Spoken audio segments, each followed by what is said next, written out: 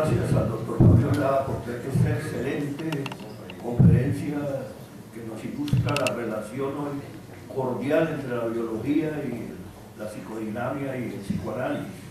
Yo le decía que a mí me había dado miedo cuando leí el título porque pues yo estoy fijado al siglo pasado de las polarizaciones, ¿no? Polarización entre capitalismo y comunismo, entre teísmo y ateísmo, entre las religiones, entre todas estas cosas, y había una polarización que era entre el biologismo o como se llamaba anteriormente en el siglo pasado, el organicismo y la psicodinamia, ¿no? Entonces eran dos bandos que narcisísticamente no se podían ver, no se podía hablar de su integración, ¿no? Y él hoy hace todo lo contrario, pues hace una integración muy inteligente, muy cuidadosa de estas cosas, ¿no?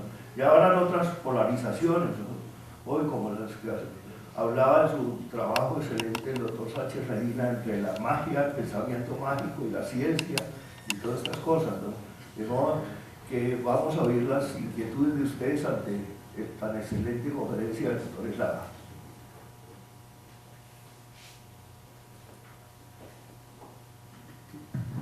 Buenas tardes, profesor Eslava. A los que no incursionamos en este importante campo de la psiquiatría, quizás algunas cosas se nos hacen más difíciles de las que son en realidad. Tengo una duda que quizás sea muy pueril.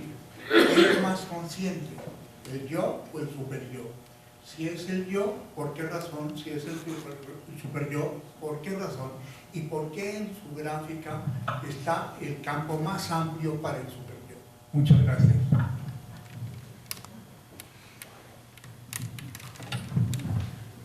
Bueno, muchas gracias por la pregunta. Bueno, la gráfica es de Glenn Gabbard.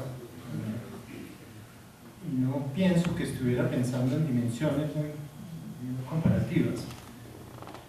Somos conscientes del superyo en la medida en que, en sus huellas, o sea, en la angustia que nos produce la censura o el regaño o la culpa que se despierta frente a ciertas situaciones. ¿Qué es más consciente? Yo diría que la parte nuestra racional pertenece más al yo, pero yo no todo es racional, una parte es irracional o por lo menos no consciente, que son los mecanismos de defensa. Entonces, depende, si estamos en un momento dado afanados porque cometimos una embarrada y estamos tratando de deshacerla, somos muy conscientes de las huellas del superyo. Si estamos en plan de trabajar y tratar de ser racionales o lógicos, entonces sería una parte del yo, la parte racional la que nos tiene. Pero en todo caso, pienso que la presunción de que la conciencia es una pequeña parte de la mente es algo que debemos examinar. Hay un paciente que está en la clínica hace mucho tiempo y muchos de ustedes lo conocen. Tuve la oportunidad de estar acompañándolo un tiempo y entonces un día me dijo: lo que pasa es que usted es muy ingenuo, usted no se ha dado cuenta que el mundo lo maneja el inconsciente.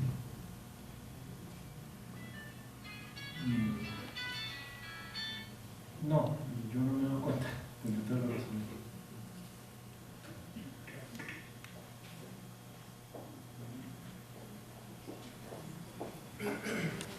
Bueno, mi nombre es Miriam Alarcón. Miriam Alarcón. Me pareció interesante el planteo y todo el recorrido que tú vas haciendo en relación con la etología y los seres humanos y los mecanismos de defensa. No lo había pensado así. Me pareció interesante la conexión entre la organización de los organismos incluso unicelulares y cómo los seres humanos de alguna manera también nos defendemos de ese mundo externo y tenemos el concepto de barrera. Me pareció interesante también porque ese concepto de barrera, por un lado, nos une y nos separa de los otros, y si somos seres que vivimos en vínculos, esa barrera es lo que nos permite construir con otros o nos impide construir con otros. Y en la construcción de los vínculos de pareja pareja o de familia o sociales, esos vínculos pueden ser más o menos permeables, que es lo que tú planteas en el ejemplo del bus. Estaba recordando una película que se llama La Ola, no sé si ustedes la vieron, de un experimento que hizo un profesor en Alemania, tratando de mostrar cómo se puede generar en un grupo situaciones de extremo autoritarismo, y uno de los puntos era esto que tú viviste en el bus, cómo se van borrando las barreras entre los individuos en función de ensambles externos. Bueno, por ahora ahí.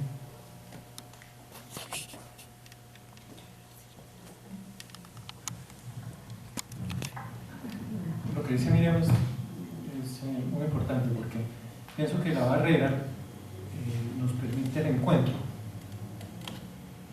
nos aísla, pero también nos permite el encuentro. Cuando un matrimonio, por ejemplo, se cronifica en los esquemas que uno presume de la otra persona, la borra. O cuando dos personas dejan de encontrarse porque se funden, quedan en una soledad tremenda. No es una unión. La unión implica una diferencia, y la diferencia podría ser dada por esa especie de membrana psicológica donde de alguna forma la presencia del otro se dibuja con sus características, pensamientos, sentimientos, deseos de una forma fresca, y no solamente con lo que los une como si fueran unos vasos comunicantes.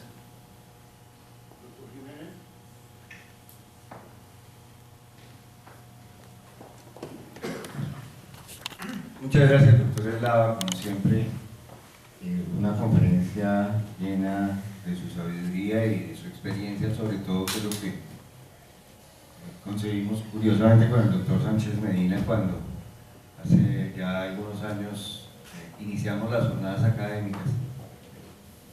Pero a mí me parece que parte de los mecanismos de defensa han afectado grandemente a la ciencia.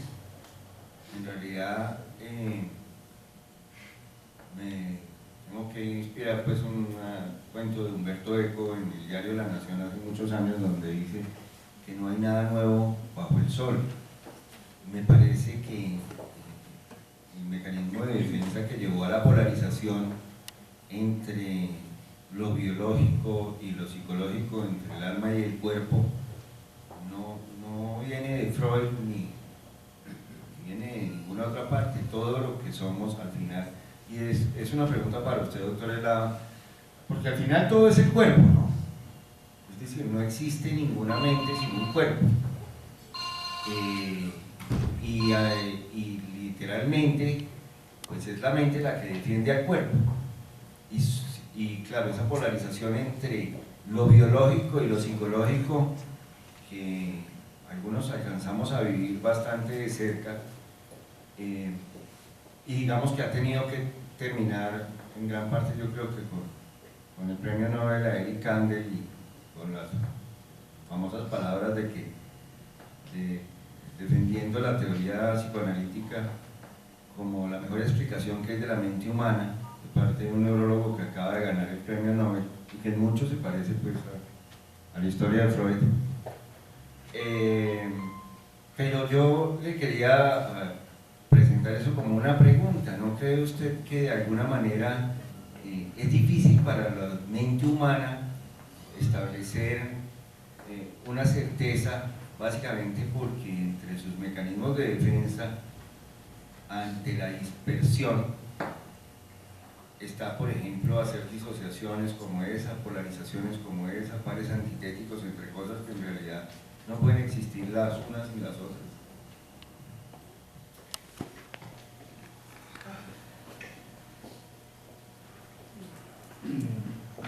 Bueno, pienso que el cuerpo es una guía. Eso lo tomaron varias personas. Me acuerdo del doctor Schutz, que tiene un libro que se llama Todos somos uno, donde dice: la verdad está en el cuerpo. Entonces, la pregunta de cuál es la verdad, habría que pensar en términos de la coherencia y el contacto no alienado entre las diferentes dimensiones a que podemos tener acceso, hay unas a las que no podemos tener acceso. Por otra parte, lo que quiero transmitirles es la inquietud que tengo de que estamos pensando en la teoría del conocimiento, o sea, que no solamente estamos hablando de vicisitudes frente a patologías, sino también de cómo funciona la mente humana. Y claro, hay muchos mecanismos que ni siquiera menciono porque no eran los clásicos iniciales y que implican esa situación que tú planteas. Quizá, bueno, no hay nada nuevo bajo el sol, y entonces solamente seamos capaces a veces de captar alguna cosa que nos da una idea novedosa para nosotros, pero que en realidad ha estado ahí todo el tiempo. El planteamiento que yo quiero proponerles es el de que este funcionamiento fisiológico simplificado pero complejo que hay en la célula, que vemos comparado con los mecanismos de defensa, no está hablando solamente de una metáfora, sino de una memoria no recordada de quiénes somos y de cómo somos. Es una decisión que podemos tomar, pero en la medida que nos sentimos separados de toda una secuencia evolutiva, pues creo que podemos perder un poco el camino, por lejos que estemos de la organización celular individual. Creo que la metáfora ahí nos está apareciendo como una huella de un conocimiento no consciente de qué es lo que hacemos. Por ejemplo, pienso que es básico ese tema del límite externo, que está por fuera de mí, que está por dentro. Es una cosa que tiene que saber, entre comillas, la mía, y que tenemos que saber nosotros, y que Freud recoge en términos de que lo más básico es la mismidad. Entonces, claro, esto se presta para muchos elementos. Por ejemplo, en el pensamiento científico aparece la huella de la persona creativa que tuvo una idea y que quizás sea también un derivado de alguna coherencia que ha logrado con todos estos planos. El tema dialéctico, el tema de la tesis, la antítesis, la síntesis, quizás se parezca un poco a la exploración que hacemos con un instinto básico epistemofílico, con una necesidad exploradora que tenemos, pero una necesidad exploradora que solo podemos ejercer en la medida en que tengamos una seguridad básica, una plataforma, un nido al cual volver, un nido conceptual o que nos da seguridad. Cuando estamos muy inseguros en nuestra formación y no somos capaces de tener un funcionamiento coherente o cohesivo mejor, pues no exploramos, nos matriculamos en una ideología o nos matriculamos en unos prejuicios, en unos paradigmas, y no los vamos a poner en riesgo porque nos dan seguridad.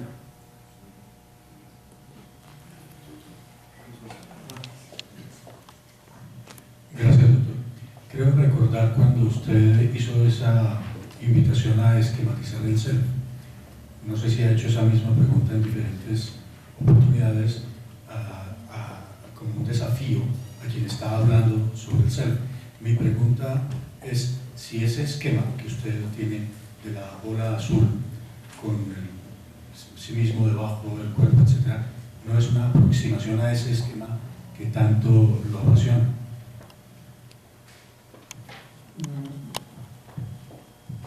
Gracias. Yo pienso que no. Pienso que más bien es una cosa que tiende a despertarnos las ideas de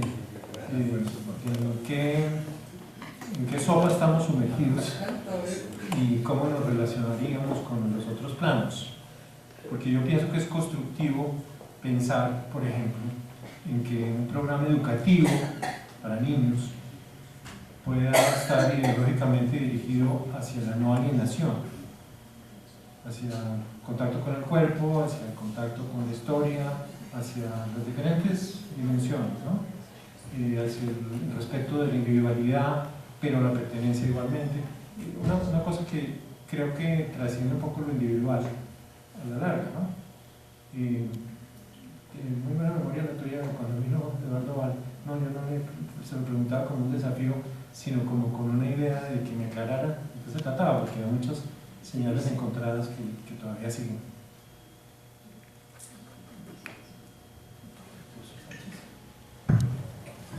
Doctor Sánchez. Gracias. Quiero primero felicitar al doctor Fabio Eslava por su postura científica, que es integrativa. Ya esto fue comentado. Y él y yo pues hemos tenido muchas charlas y él me ha leído. Quiero ser muy sensible.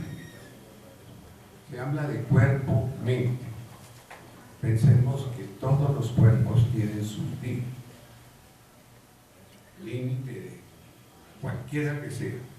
Llamemos cuerpo humano la piel. Llamemos un órgano, también tiene todos sus límites y tiene su funcionamiento. Cuando hablamos de cuerpo-mente, cuando hablamos mente, es un producto de un aparato llamado cerebro, el sistema nervioso central y sus otras interrelaciones con los sistemas neurovegetativo, inmunológico, etcétera, donde están las defensas. Hay defensas físicas y hay defensas psíquicas. Y el psiquismo también tiene su límite. Pensemos ya en el cuerpo, donde hay una masa y hay una energía. La masa se convierte o funciona con energía y la energía se puede convertir en masa. Estoy hablando postulados muy simples de la física ondulatoria o cuántica. Pensemos simplemente que es un átomo, que tiene su núcleo, sus nucleones, sus protones, sus neutrinos, sus partículas, sus quarks, todas sus partículas atómicas, con sus funciones y sus codificaciones y sus órbitas de electrones que limitan al átomo para luego hacer enlaces moleculares, y las moléculas los enlaces de moléculas van a construir células, las células en órganos, los órganos en los grandes sistemas para llegar al hombre. Ahí dejo esta simplicidad. Pensemos ahora en otra cosa muy simple, que es y cómo funciona el sistema solar, que tiene su núcleo en el Sol y todos los planetas. Y todo el sistema solar tiene sus límites en una gran franja ancha de protección del sistema solar para evitar colapsos y destrucción de ese sistema. Y así volvamos a lo un poco más grande, digo un poco normal, es a las galaxias, a la Vía Láctea. Y fíjense cómo funciona la Vía Láctea. Y así las millones de millones de millones de galaxias. Y finalmente el cosmos. Gracias.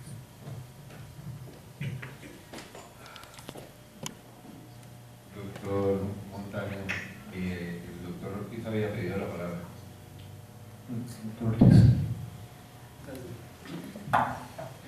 Buenas tardes, doctor Eslava, quiero hacer una pregunta. Al inicio de la conferencia usted menciona que el nombre mecanismos de defensa, digamos como manera de propuesta, se podría considerar en términos de, no recuerdo exactamente la palabra, si fenómenos mentales o fenómenos del aparato psíquico. Yo entiendo que mecanismos de defensa, pues el origen del término es de una concepción en donde de lo que se defiende la mente es básicamente de los instintos. Pero entiendo también que ha habido conceptualizaciones posteriores donde le ha quitado un poco el papel o la fuerza del instintivo al aparato psíquico. En ese orden de ideas, entonces, si no son mecanismos de defensa, es porque no se defiende de algo, y de dónde surgirían, por ejemplo, lo que uno habla como intelectualización, racionalización, o como tradicionalmente se llaman mecanismos de defensa. El doctor Eslava creo que va a contestar, pero es en relación a eso. doctor Jiménez. No, es que yo estoy en todo de acuerdo con el doctor Ortiz, entre otras cosas, porque es que yo sí creo que cuando comenzamos a conceptualizar largamente, todo nos va a resultar así. Yo tengo mis serias dudas, y son las mías, obviamente voy a incluirlo dentro de la pregunta del doctor Juan Pablo, si la somatización es un mecanismo de defensa. Porque la concepción de un mecanismo de defensa es un mecanismo que actúa para graduar la excitación que, en palabras de Freud, más claro, toda la bibliografía, lo inconsciente. La tensión celular biológica que provoca el instinto hace que de pronto el aparato no sea capaz de manejarlo, el aparato mental me refiero, y utilice un mecanismo de defensa para manejar esa energía. Entonces, es una defensa, pero resulta que la somatización, como usted bien lo anota, regularmente apunta a una enfermedad, a una lesión tisular, y es difícil establecer a qué defiende. En ese sentido, todas las enfermedades defenderían a él. Es una cosa bien compleja, pero creo que tiene que ver con lo que dice Juan Pablo, acerca de cuál es que no perdamos el rumbo de cuál es el origen de la conceptualización sobre los mecanismos de defensa. A raíz de esas preguntas yo quisiera hacer una pregunta, inquietud mía. Si todos estos mecanismos de defensa, como dice a veces muchos autores psicoanalíticos, se derivan del incesto, del deseo del incesto. Ante ese deseo, pues tiene que haber una fuerza de defensa muy potente, ¿no? Donde se derivan todas estas cosas, como afirman algunos.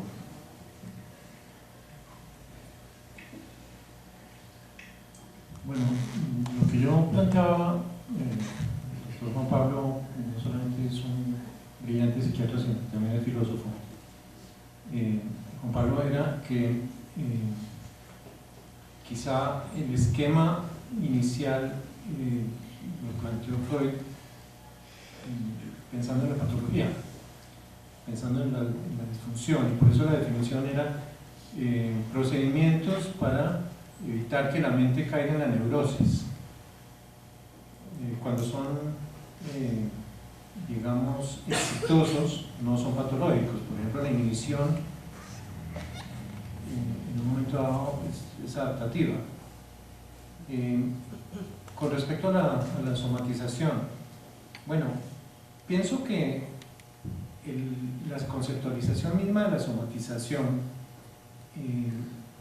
partió de la idea,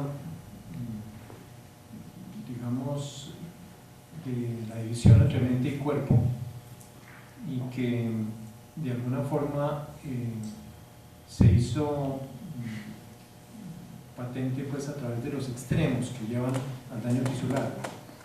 Pero ¿cuánto estamos nosotros expresando o hacia dónde está yendo nuestra atención interna, por ejemplo, en movimientos vasculares menores o en movimientos de cambio de ritmo del peristaltismo intestinal o de la respiración? Es una cosa supremamente difícil de diferenciar. El hecho de que en un momento dado se exagere y se convierta en un síntoma algo, pues implica que ha pasado algo ahí que sería el mecanismo de defensa. Yo digo que los mecanismos de defensa son parte de los mecanismos mentales. No quiero decir que sea lo único que funciona en la mente. Pasan otras cosas también. Y muchas de las que pasan, que podemos ver, pues tienen que ver, por ejemplo, con el estudio, con el pensamiento, con los elementos emergentes de un sistema, la idea que tenemos creativa en un momento dado, pero que si vamos de pronto a desmenuzarlo, podemos pensar que lo que aprendemos en un libro lo estamos incorporando como con el esquema oral del bebé que toma la leche, en fin. Es más una pregunta lo que yo estoy planteando que una tesis. Es como una ventana que me parece que valdría la pena abrir cuando nosotros nos inquietamos por cómo funciona la mente humana. El tema del incesto. Pienso, bueno, perdón, sobre lo que decía Juan Pablo, de que tal vez se haya quitado peso al elemento de los instintos, en realidad. Quizá en la producción intelectual predomine la idea de separación entre, por ejemplo, los animales y el ser humano.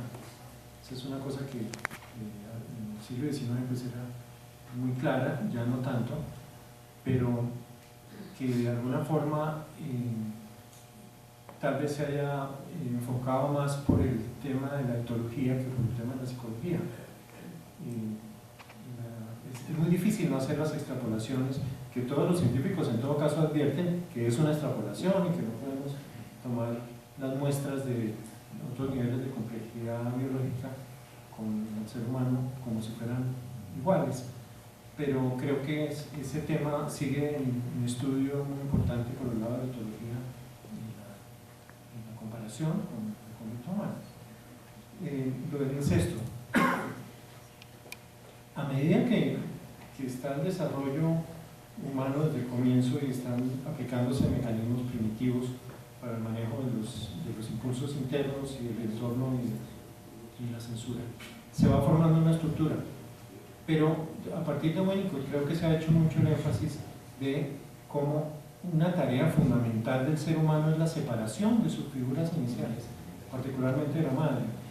No quiere decir que no esté el intento no consciente de volver a esa fusión o a esa situación inicial.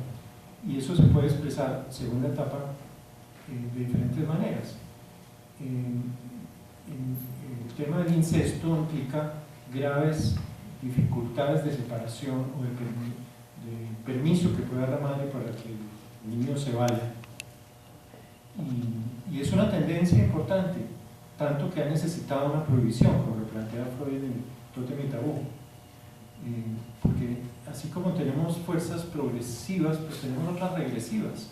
Queremos no salir de elementos conocidos para explorar cosas nuevas. Yo siempre he pensado que el incesto no es comparable en términos iguales a la elección de objeto de pareja con cierta madurez.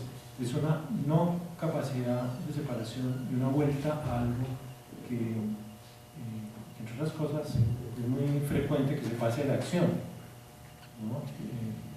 Hace poco me comentaba una colega de un caso de una madre que de un estrato relativamente alto económico en Bogotá, que contaba cómo mantenía relaciones sexuales con el hijo para entrenarlo, para que no se deslumbrara pues con cualquiera parecida, más o menos, ¿no?